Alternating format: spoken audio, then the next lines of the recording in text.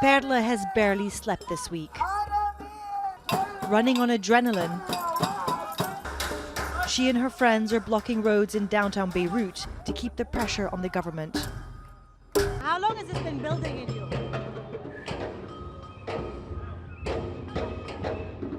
So long, but it elevated so fast in the last 3 months.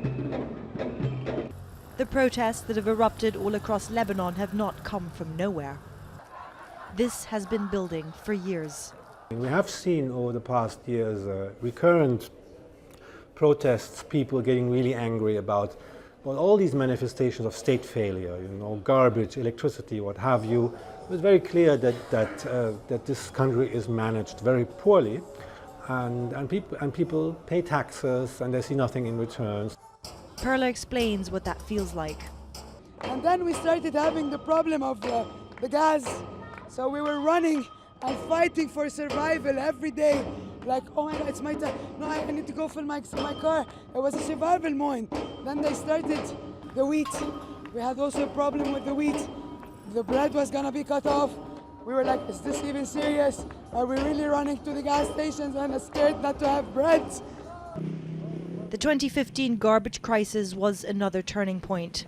Politicians bickered over who would collect it off the streets, fueled by their business interests, resulting in the country drowning under piles of garbage. It triggered demonstrations then too. The same message is coming from everyone out protesting now, whether Sunni, Shia, Druze or Christian. Their leaders have become rich at their and Lebanon's expense. And that unity in a society that is defined by its sectarian allegiances is a first.